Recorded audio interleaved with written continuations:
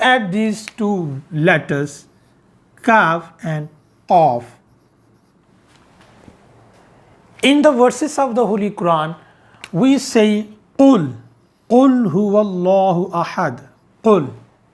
So it is of, all. It's not k. There is another word, kul. Kul. So if you say kul, if you recite kul instead of qul, then what would be the changing of meaning? The meaning would be changed, because qul means say and kul means eat. The meaning is totally changed. This is the thing, this is the way, this is the reason I convince the people to learn the articulation of Arabic language. I convince the people, I assist the people on learning these differences. This is just, I have given you one example.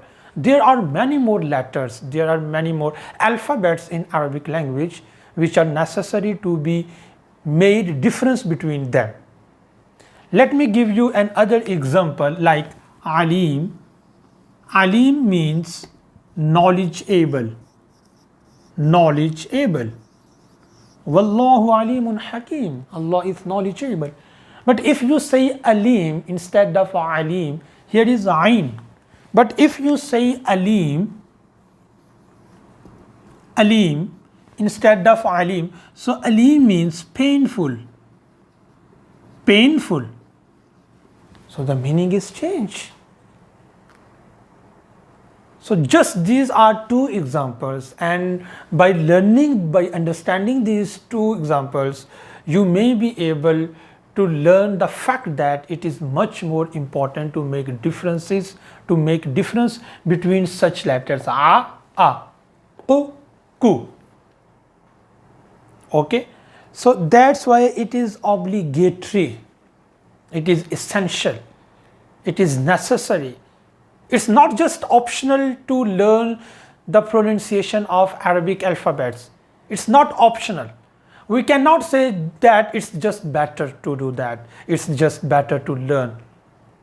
Not just better, but obligation. It is an obligation. It is a necessity. It would be considered an integral part of pronunciation of Arabic language. Other than that, how can you say that your salah is right? The salah you are offering nowadays is acceptable or not?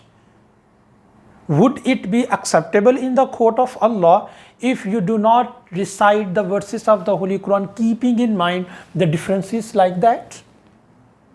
So correct your pronunciation. Think about that. You have spent a lot of time in learning a lot of things which are not related to your spiritual life, but related to your worldly life, which is related to your own personal benefits. This is the thing which will give you benefit on the day of judgment, when your offers would be acceptable in the court of Allah. So dear students, think about that and learn about that. Assalamu alaikum.